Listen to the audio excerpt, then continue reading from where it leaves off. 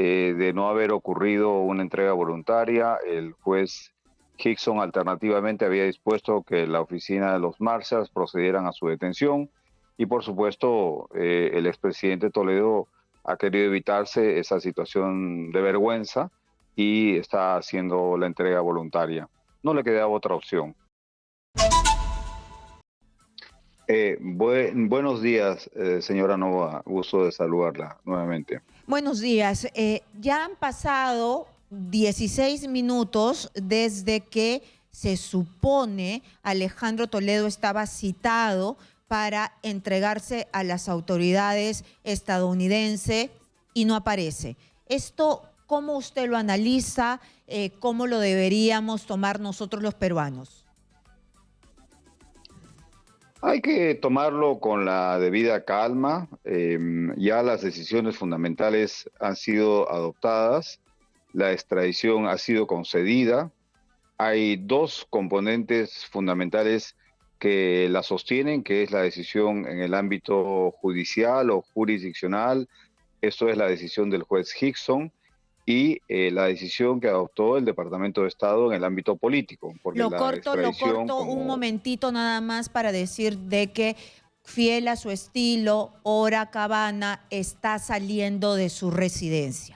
Está saliendo de su residencia. Exitosa. Y esperamos, como nos ha dicho nuestro corresponsal, Donald Portocarrero, más o menos son 40 minutos hasta lo que sería una institución igual al INPE. Entonces el señor va a llegar un poco tarde, ¿no? Más o menos habría salido de su residencia tarde. Entonces, se supone que estaría yendo hasta este lugar. Muy bien, entonces se supone que se va a entregar. Es correcto. Ya está este proceso en marcha. De no haber ocurrido una entrega voluntaria, el juez Hickson alternativamente había dispuesto que la oficina de los Marshals procedieran a su detención y por supuesto el expresidente Toledo ha querido evitarse esa situación de vergüenza y está haciendo la entrega voluntaria. No le quedaba otra opción. Estamos entonces, repito, en un momento en el cual ya esta extradición se ha definido a favor del Estado peruano. ¿Y qué le parece el mensaje que dio ayer a la prensa? Primero, comenzó diciendo de que él quería un arresto domiciliario. Segundo, de que en realidad no tienen todavía las pruebas suficientes contra él, que ni siquiera ha empezado el juicio, que eso es verdad, no ha empezado el juicio, ¿no? Segundo, también que le muestren, ¿no? Que le muestren este acuerdo entre Odebrecht y el Estado peruano y la Fiscalía. ¿Usted qué cree que ha querido decir? ¿Ha lanzado una amenaza? ¿Hay entre líneas? ¿Se está dirigiendo a alguien? Mire, eso habría que preguntárselo al expresidente Toledo. Lo que se observa es el comportamiento de una persona desesperada. En las últimas horas ha tratado mediante acciones legales totalmente fuera del ámbito de la competencia de la Corte de California, ha tratado de detener la extradición, ha presentado acciones legales ante una Corte de Colombia que no tenía ninguna competencia en esta materia, así lo ha hecho saber la jueza a cargo de esa Corte. Y bueno, las demás cosas que puede decir son tal vez pues deseos personales, pero por supuesto él no está en control de esa materialización. El arresto domiciliario no es automático. En el Código Procesal Penal peruano está sujeto a una serie de requisitos. Uno de ellos es que no entrañe un peligro de fuga y el expresidente Toledo hasta el último segundo de sus acciones en los Estados Unidos ha demostrado que es un permanente peligro de fuga. No ha querido entregarse a la justicia norteamericana, como lo han hecho otros expresidentes procesados por delitos similares. Por ejemplo, el expresidente Martinelli, cuando vio que ya no había más que hacerse en términos de acciones legales, bueno, pidió ser entregado al Estado panameño. Este no es el caso de Toledo. Toledo ha tratado hasta el último segundo, reitero, de evitar esta situación. Por supuesto, no la ha podido evitar. ha incurrido en lo que se llama forum shopping, o sea, ha buscado un fuero judicial a su favor de manera totalmente caprichosa. Y bueno, estamos frente a un sistema judicial que es serio, pues no es un sistema judicial bananero, entonces allí las reglas se respetan y por lo menos las personas son tratadas con igualdad ante la ley. Entonces Toledo no tenía por qué merecer un trato diferente, ¿no? En general, la extradición, el proceso, me refiero a extradición, ha Exitosa. sido con respecto a la dignidad y a los derechos del debido proceso del expresidente Toledo, ha sido escrupulosamente respetuosa de los mismos. Usted misma lo ha descrito en su pregunta original. Así que hemos visto que la decisión final de la extradición es irreprochable y por supuesto no se puede decir que el Perú está pidiéndolo por venganza política o por hechos fantasiosos o creados por el sistema de justicia peruana, sino por la comisión de graves delitos frente a los cuales el señor expresidente debe responder ante la justicia como cualquier otro mortal. Y hay que recordarle a la población por qué tiene que responder ante la justicia. Estados Unidos abrió un gran escándalo de corrupción cuando Odebrecht se acercó a los Estados Unidos y dijo que había coimeado al expresidente y ahora extraditable Alejandro Toledo. Así es, este caso se destapa el 22 de diciembre del año 2016 cuando se celebra lo que se conoce como Plea Agreement entre una corte de Nueva York y la empresa Odebrecht S.A. En el Plea Agreement no se menciona a Toledo por el nombre, pero se hace referencia a un expresidente, sabemos que es Toledo, que habría recibido una coima. Tampoco se menciona el total de la coima, pero este fue el hilo de la madeja que al ser jalado, bueno, se destapó pues en todas las investigaciones que está conduciendo la Fiscalía Especial del caso Lavallato y que sigue la Procuraduría ad hoc en el caso Odebrecht, y sabemos que los sobornos fueron de sumas muchísimo mayores. No solo estuvo Toledo involucrado, otros expresidentes también, una total vergüenza para el país, que esperamos que sean todos procesados y sancionados ejemplarmente, ¿no? También hay candidatos ahí, ministros, etcétera. Exitosa. De tal manera que este fue uno de los casos más graves de corrupción del país, que, hay que decirlo, no pareció ser suficiente como para dar lecciones para que un nuevo aventurero llegara a Palacio como el señor Castillo y sin aprender las lecciones del caso Odebrecht ni del caso Fujimori, hiciera sus propias acciones criollas de corrupción.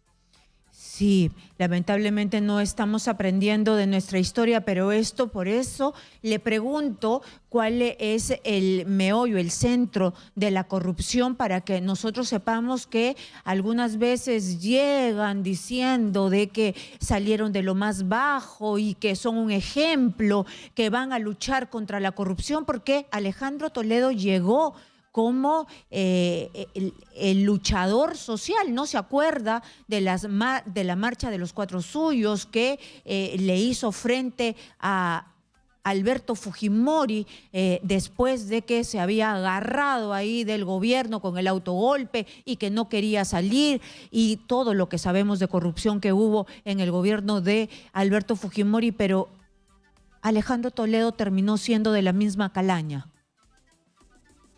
Exactamente. Y además, recordemos que la extradición de Alberto Fujimori se produjo durante el gobierno del expresidente Toledo, o sea que Toledo estaba directamente informado de las consecuencias de la corrupción en el ámbito de los presidentes y sabía muy bien que la impunidad no prevalece.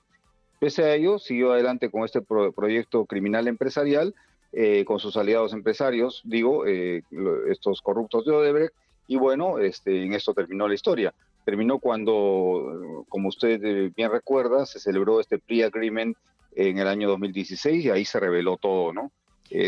Pues demostrándose que tarde o temprano las cosas se saben, ¿no?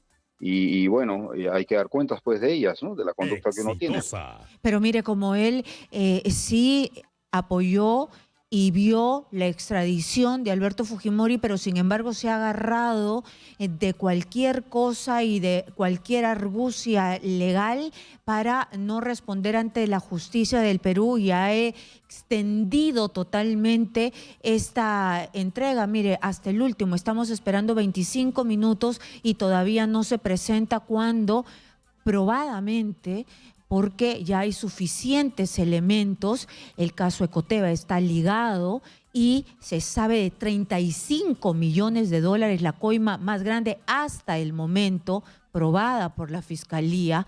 De repente hay más, pero hasta el momento han probado 35 millones de dólares, que lo convierte en el presidente más coimero de nuestra historia.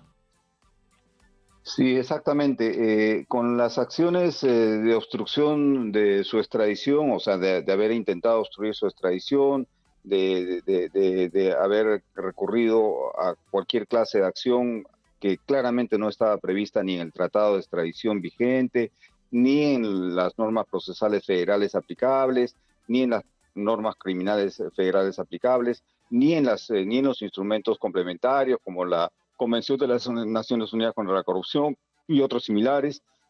Bueno, con todo ello, con todas esas acciones desesperadas, demostró muy poca dignidad, ¿no? Porque también cuando uno pierde hay que saber perder, y hay que saber perder con altura y con dignidad. Y en este caso vimos a una persona que, a pesar de haber sido presidente de la República, no tuvo ninguna dignidad y prácticamente estuvo arrodillado pidiendo a la justicia norteamericana que no lo extradite, cuando correspondía a la extradición plenamente.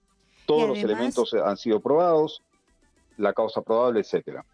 Y además, así como usted me dice que estuvo arrodillado pidiendo que no lo extraditaran a su país, donde tuvo el honor de ser presidente de la República y tuvo que tener la dignidad de responder frente a los delitos imputados, y no la ha tenido y no la tiene hasta este momento, igual de indigno fue recibir la coima y todo lo que nos hemos enterado después, ¿no? Ir a rogar, borracho, que le dieran la partecita que no le habían dado de la coima.